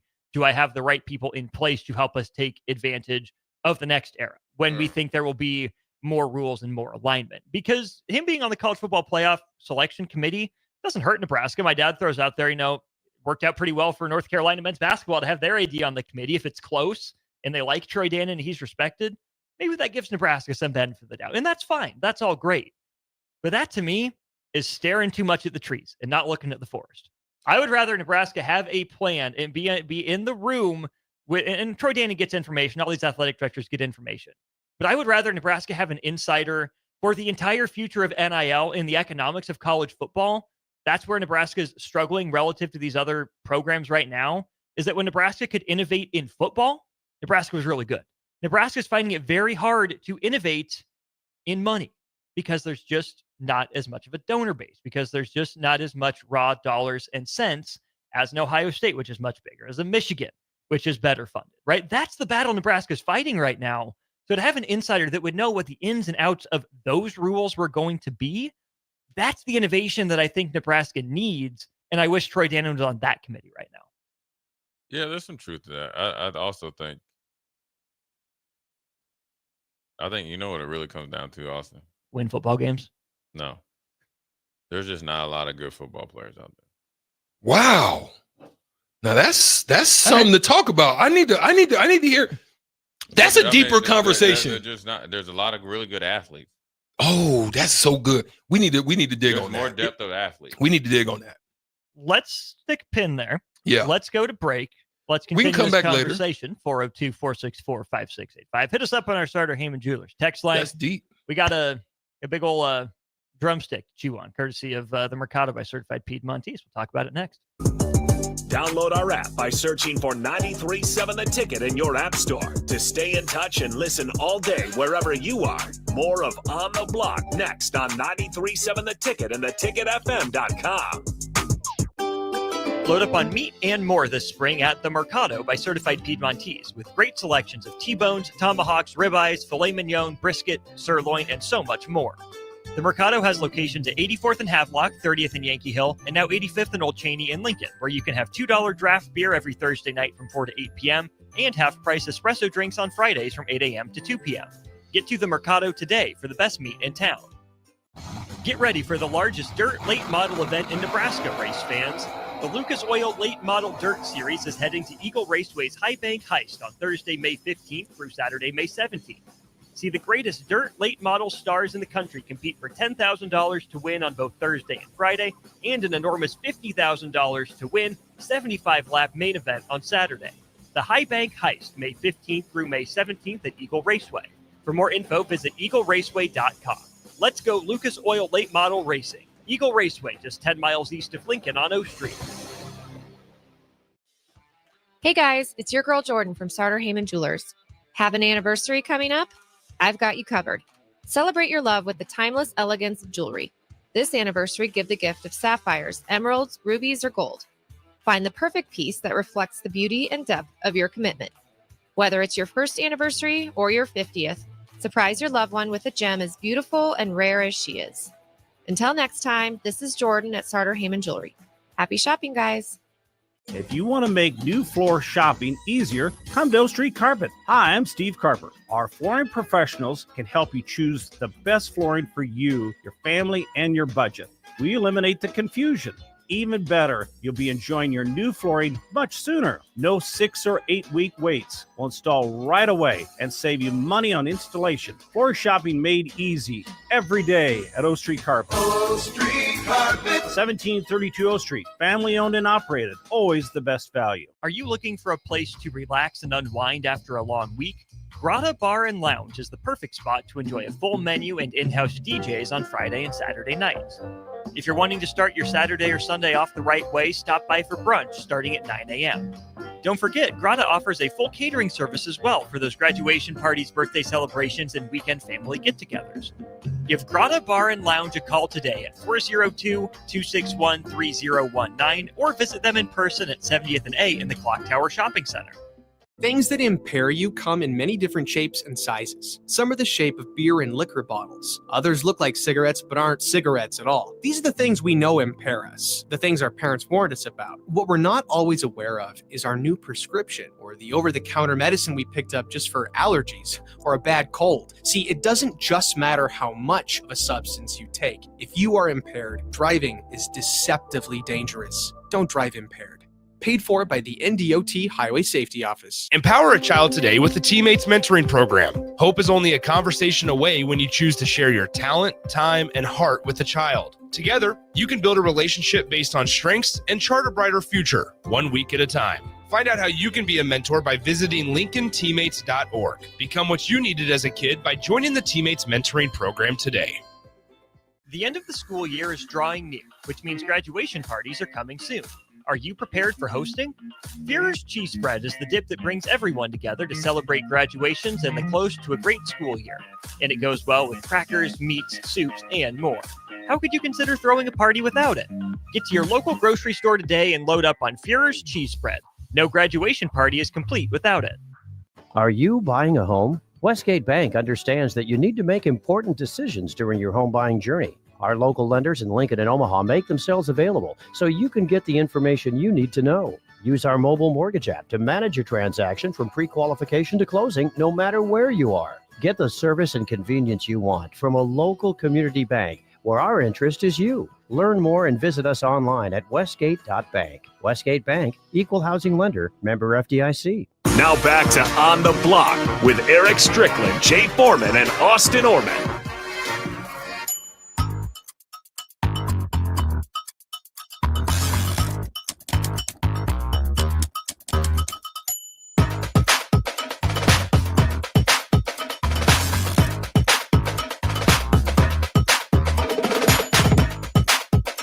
Welcome back in on the block. Austin Norman, Jay Foreman, Eric Strickland with you. This segment brought to you by Heartland of Nebraska Windows. Check them out online, heartlandofnebraskawindows.com. They're based out of Hallam. They offer free estimates, full window replacements, all vinyl, triple pane windows, and a lifetime warranty on everything while keeping their prices affordable. Oh, and they have their own team of installers. They're not contracting out. They got their own team. They do it in-house. 402-430-3852 to learn more from Heartland of Nebraska Windows. Jay Foreman claims there aren't enough good players in college football. The floor is yours, 44.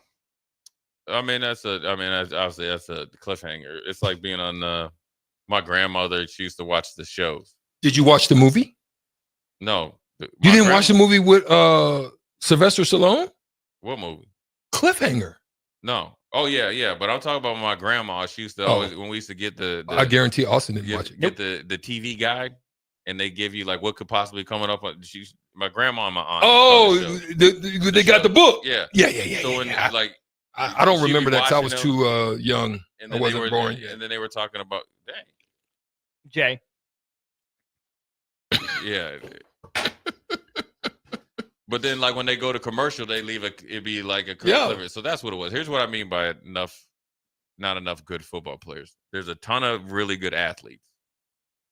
What I think I think the top end of athletes, I think guys back when I played, our top end were bigger, faster, and stronger. I always look at the linebacker numbers just because you always want to see. But I think the depth there's more people on earth now, so there's more athletes. Do you think it's just become more sophisticated? I think there's more athletes. I think there's more depth of athletes, right? So I think you'll see a kid from Middle Tennessee State put up huge numbers. You wouldn't see that back when. Okay. So there's more depth of athletes now. Granted, guys could transfer and all that stuff, and you couldn't either before. So can I just stop you right there, real quick? Sure. The reason why. Hey, we Here's have why. We have a word for that. No. I want. Oh, pause. Thank you. The reason why is you brought up the Middle Tennessee State thing. Yeah. What is because it's a question. I don't want to forget it. Right. What's the change about why that's now the case? Because is it measurables? Yeah. Is it because he's 5'11" and not 6'3"? Is it, you know what I'm saying? Is it weight? There's a little bit of both. There's a transfer portal. You guys want to play because you can transfer down and level back up. I think kids now are more one sport focused from a very early younger age. So they're developed a lot faster. So the expectation is when you show up to college, you can't look like Jay Foreman did. You got to look somewhat ready to go. So they know that you're something to work. Right. 220 like Stricky. Right. You got to be ready. But the reason why I say it's football players is and you saw this at the draft. Kids don't grow up loving. Ooh, that's a good one. They like it. They just like it. And they don't look. What's the difference? Break that down, because people don't think they understand the difference between like and love. People always say, like, when you tell them, like, I guess what you did to get prepared or how you made it, they look at you like you crazy. Right. Like, how dare did you work that hard? Right. How dare did you actually make sacrifices? Now, there's a lot more distractions and there's a lot more going on, but there was still distractions and stuff going on with it. I just think. But the ones that do take that approach, Jay, they go through the roof because they're way ahead of the curve, right? They go to, like what's that kid down at DeSoto right now? He got a funny name. Everybody wants him. Wide receiver. I know you talking. You know what I'm talking about? Yeah. Kid, I've seen his work though. Right. Oh, Feaster. Yeah. Booby. That's his name. Booby Feaster. And then you got that Jeremiah kid works. Smith. Like, right. Granted, he's a phenomenal athlete, but it's not like, you know how many dudes that go to Ohio State that are that big, that fast, that strong? You know what I'm saying? Well, a lot, but he's also putting up better numbers than a lot of those dudes that were that big, that fast, that strong. But I'm saying, because he's an outlier, because from a very early age, he accepted the work, excelled at it, and that's why he became significantly different. Yeah. Every athlete will tell you, even when you go back and listen to Jordan, he said there was guys that were better than him. Right.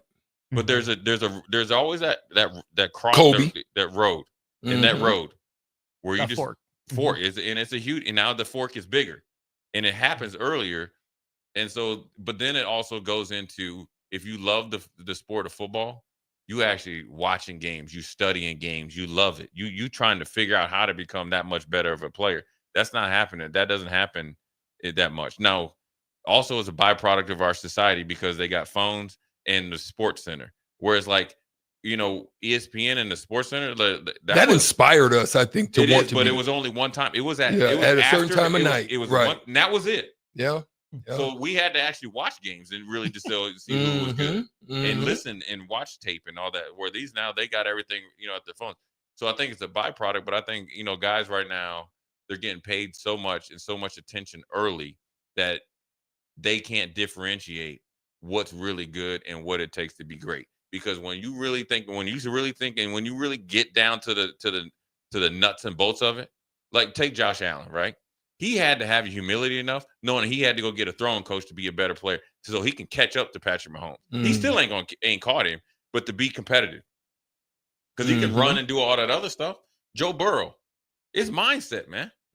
What makes him great. Patrick Mahomes has a hose for an arm, but you know what the difference between Patrick Mahomes and everybody else is? Andy Reid.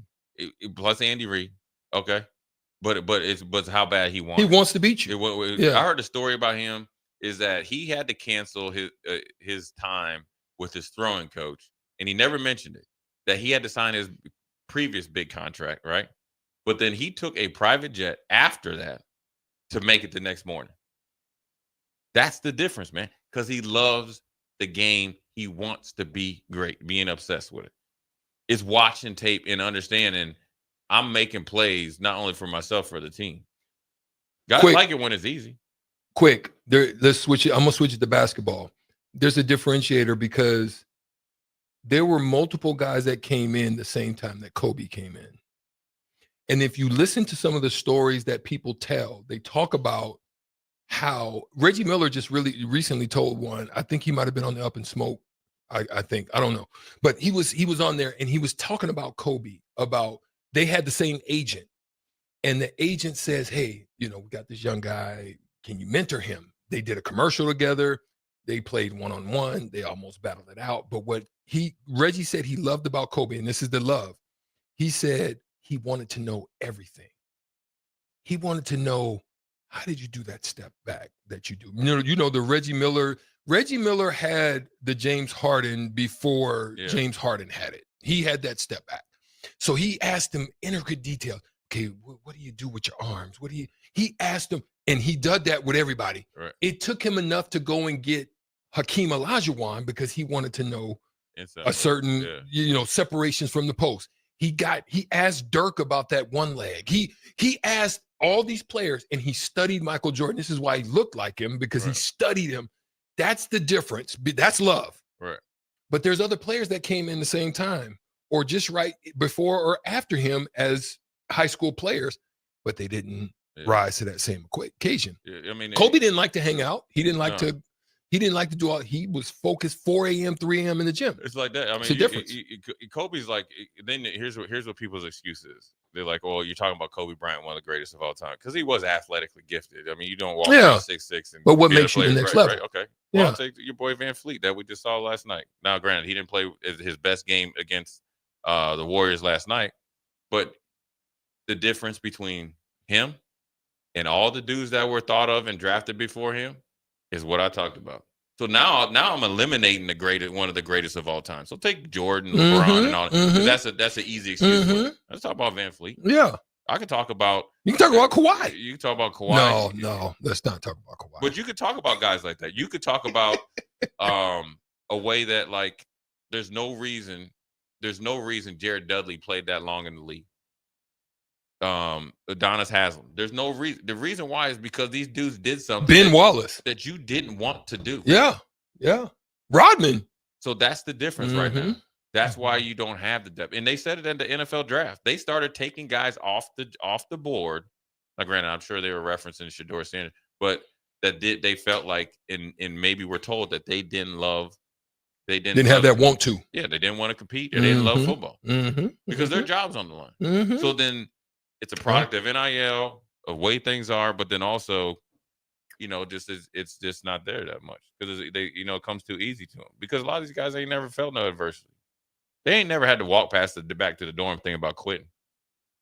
How much of that is on the individual level? How much of that is we need to appreciate and respect and invest in coaches at the youth level? Oh, good point, Austin. That's a great point. That's a great point. But see, I think it's infiltrated the youth because there's been a lack of focus on the development of the youth and more on the monetary values that they can. Yeah, and that lack of development, my point is, how much of that is on the kids not having the same love? How much of that is on There's not coaches. A demand. The coaches don't demand it because or the players don't. There's a combination of a softness. You coach. There's a softness to it too, and there's the vicarious part that you have to deal with. So everybody wants to hear a lie today. Let me just speak for me. I can tell you that no one really lied to me. My dad definitely didn't lie to me. Oh, yeah. He was going to tell me, you trash tonight. Hey. No, yeah, you scored 26, but it was a trash 26. You know what I'm saying? Pops will have you, boy. Pops will have you contemplate. Oh, my God. I'm out there hitting football. He grabs my face mask. My face mask, pulls me in, is like, you ain't giving me everything you got. I'm like, I just had 2 tackles. You ain't talking to, I'm talking to you. Oh, yeah. You know what I'm saying? I don't care about what he got. I'm talking to you. Hey. Now, you can't talk to kids like that these days, man. Hey, man. That's the problem, Jay. Talk to me, man. I would tell this story. This is the first time. This is the only time my dad, he jacked me up one other time, but this time he jacked me up. I'm talking about jack me up. Did the road jack you up? Hey, like a car jack. And quick. And I'd never seen. Listen, my dad had he always had kind of like, him and my uncle was more mental. You know what I mean? But that's probably what it needs to be, right? But it was more like, and then I had to, like, it was a 3-pronged attack. It got to the point where even my dad should be in the Hall of Fame. I wasn't listening to him. I had my uncle Butch over there. He was one way. And then my uncle Grease, Gary, rest in peace, he was another. But we were playing this game. I'll never forget this, man. My dad, I'll never forget this. He had just got where he had this black trench. I would never forget this. And we were playing a heated game, right? And football. I was doing all right. I think I had a touchdown, but I barely only had like 30, 40 yards and stuff. You know, they were popping me a little bit. And I was I know now thinking about it, I was going down too easy. You wasn't fighting for them extras. My dad was like, you need to bring it to him, right? And I scored, so I thought, okay, I'm cool. Yeah, my dad was thinking like next level, right? And I didn't know that. So he said something to me or whatever, like trying to give me some encouragement, and I based back at him. Hey, I based back at it, right? Hum. The game is over. Hey, game's over. We at the crib, man. And he waiting for me in the kitchen. And we had this like little small apartment, man. I walk in there, act like I'm mad. We end up winning the game, and I end up, turning it up in the second half. He said something. He said, like, "Oh, you think you know everything?" And I was like, "Yeah, I do." Strict. My feet were up off the ground so quick. He's like, "You think you a man now, right?" Well, the difference is, like, that he had to give me some humility, right? Number two, he's like, "What you're doing isn't good enough. You need to think about somebody else in Pennsylvania." Right. Like, you ain't get out this microcosm. Right. You ain't him. Yeah. Well, Larry and Magic, No. Yeah. I told you the story of why my dad used to take me to the base gym as a 12-year-old and play against the men because he was thinking ahead, not even knowing I was going to have to square up with Yao Ming, Shaq, and Duncan, and my man Walt and West. all of them. He used to take us down. He used to bring me, Jamal, Kenny, and Quincy, put us in his car, drive us down to North Minneapolis. That's where I met Colin. He's like, "You guys," he gave us $10. He's like, "Get a pop and something like that. I see you 5 o'clock. Y'all gonna get tough." Yeah. That part. Yeah. Howard Pulley Gym. Let's hit a text from the text line here. 5162 says the whole AAU style travel ball in all youth sports really damages kids' love of the game and the grind of the sport. But it's so funny because we talk about with AAU, oh, they're just rolling the ball out there. Oh, they're just playing. Oh, there's not investment. But that's a lot of time. That's a lot of games. That's every weekend for months without skill development. You're prioritizing that.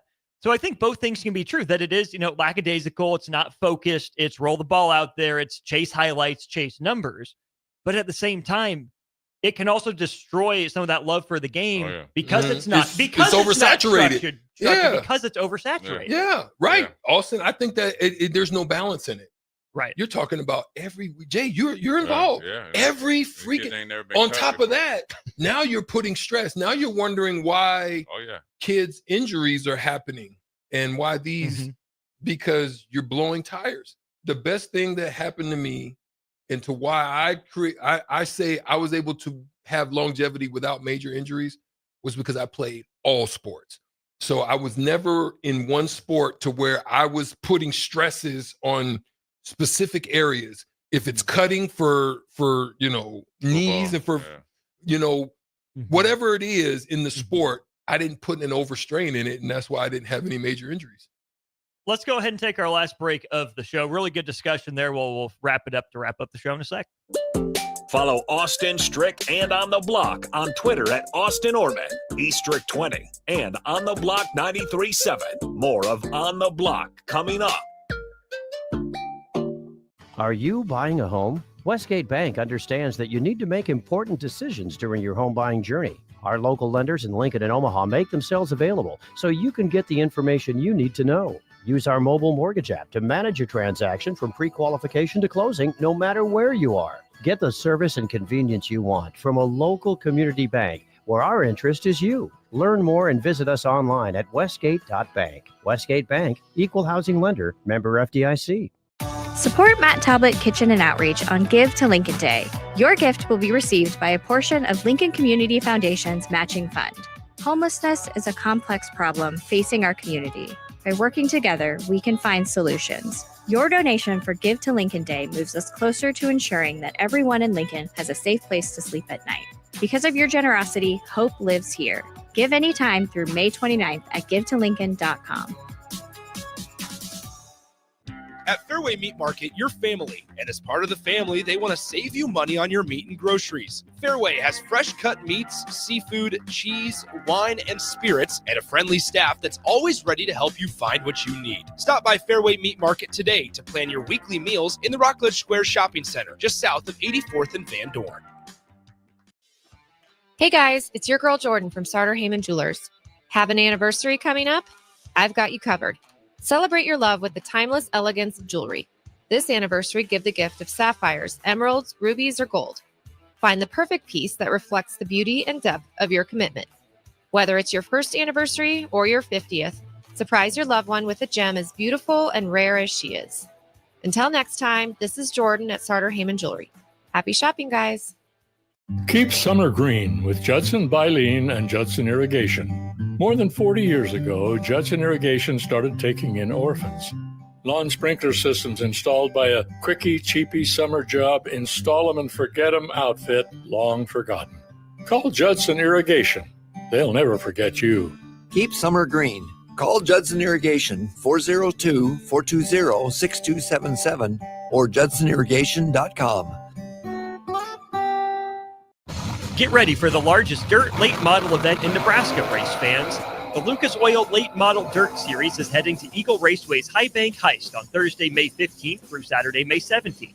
See the greatest dirt late model stars in the country compete for $10,000 to win on both Thursday and Friday, and an enormous $50,000 to win 75-lap main event on Saturday. The High Bank Heist, May 15th through May 17th at Eagle Raceway. For more info, visit eagleraceway.com.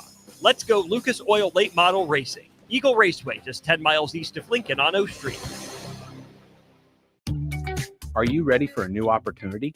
Check out Sandhills Global. Join a dynamic team where your skills are valued and your career can soar. We offer full-time positions with a 4.5-day work week, competitive pay, excellent benefits, and a positive work environment. From IT and marketing to sales and finance, we're looking for talented individuals like you. Apply today at sandhills.jobs and take the first step towards an exciting future. That's sandhills.jobs. Don't wait, apply now.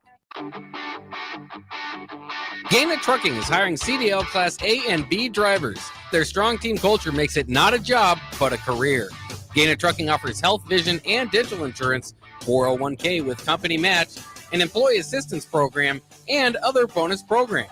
Build a better career today with great team culture at Gaina Trucking. Learn more and apply today at GainaTrucking.com. Your home is your empire. Protect it with Empire Fence. Get a free instant quote with the online estimating tool at empire-fence.com. See an upfront estimate with no hidden fees. An Empire Fence can provide privacy and improve the appearance of your home. Keep kids and pets in or out of your yard. Increase security and add value to your property. Visit empire-fence.com now to view the stylish and maintenance-free possibilities for your home and get a free instant online quote.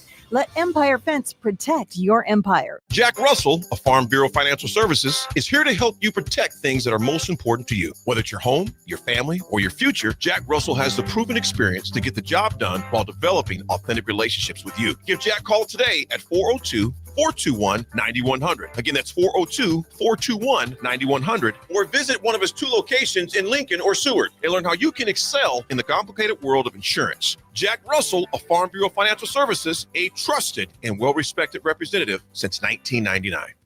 Now back to On the Block with Eric Strickland, Jay Foreman, and Austin Orman. One final segment for On the Block for the day, brought to you by Love Volleyball Omaha. Get your season tickets, renew your season tickets, LOVBOMA.com. Fellas, we got a text from Old Dad 34 here. We're going to get to this anyways. It works out pretty well. The Justin Tucker era has ended in Baltimore. The Ravens release him. They are saying it is a football decision. 8-time All-Pro, 7-time Pro Bowler, All-Decade team for 2010. Longest field goal in NFL history, highest career field goal percentage in NFL history, 89.1% for Justin Tucker. And then there's the fact he's been accused of inappropriate behavior by 16 different massage therapists from 8 different places across his first 5 years in the NFL. Not a great end to the Justin Tucker saga in Baltimore. An unfortunate end, and as of right now, one that was self-inflicted. So they released him today? They released him. He's gone. Well, they drafted that kid, right? Yep, Tyler Loop is who they drafted. Yeah, that probably wasn't. I know that Harbaugh said it was a football decision. DaCosta did too. Yeah. I'm just saying what he's one of the, on the field. He's one of the greatest kickers of all time, without a doubt. Without a doubt, there's no doubt about it. Only 22 of 30 last year. Yeah, which was a down year for him, but he probably had a lot on his mind. Yeah, and so it's a tough way to go out, with the whole, obviously piggybacking off the Deshaun Watson. What did you say? He had 16 massages? 16 different massage therapists across 8 different locations. And damn. Well, you know what's weird? I don't need it. That was a real time reaction. Damn. That was a real. I just couldn't help. But you know what's great? I'll say this. I don't. This is not. I don't have any apples and oranges. I don't know Justin. I don't. Yeah. That's not my business. But I said the same thing about Deshaun Watson. Like I can't. Wait, man. Hold on. Like strict. Like me as a little old linebacker. I was real. Now, granted, I was actually getting a massage. That's what I'm saying. I've been there, but I was real particular. Yeah. About my routine.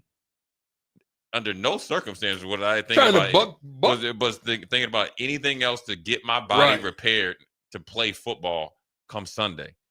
Because I didn't start feeling good till about Friday or Saturday. Ooh, a whole week would go, huh? Yeah, because I'm sore, you all beat up. So you're trying everything to get back healthy. The last thing I'm thinking about doing, granted, they're the 2 non-contact positions. You know what I'm saying? Yeah or no? Yeah, I know what you're saying. It's like I only have 1. It's just weird to me, but unfortunate for him. My guess is that he was asked not to return, and that's why he went to different places. Yeah. It's tough. At the end of the day, it's a long tenure. He probably wouldn't, after a rough year, and this is the way your tenure ends, because he had been there kicking. 2012. Yeah, but he had been there, and like they've had some sort of mini camps or whatever kicking. Yeah. And here comes a new guy. He probably knew the end was near. Obviously, I think if none of the stuff had happened or whatever came out, he would have been around for another year. They would give him a chance to get it right, and I think that probably boiled into today. Yeah. More importantly, see if he gets picked up. Aha! I think that's something noteworthy. I think he'll get a shot somewhere. Yeah, he'll get a shot. I think so. Yeah. We'll see how that ends. Used to be clutch though. Yeah. We were talking about him in the GOAT discussion for kickers. Boy, he put a lot of daggers in people's out. Remember when he used to wear the chain and stuff? Oh my on god. The plane? Cold. Yeah. Cold. Yeah. Ice cold. Then wasn't he doing the opera or something too? Was that him? Yeah, I think he's doing something like because he wore like the tuxedo with the long like penguin back. In the top hat. I think he was a singer or something. That's crazy. Look, Strick over here laughing. Hey, we'll turn things over to old school here. Stricky's vibing. We're headed out tomorrow. Is going to be Taco Tuesday, but big thanks to the Mercado by Certified Piedmontese for their sponsorship of the show. Starter Heyman Jewelers, Aloe Fiber, and all our other great sponsors. Don't go anywhere. Old School on the other side.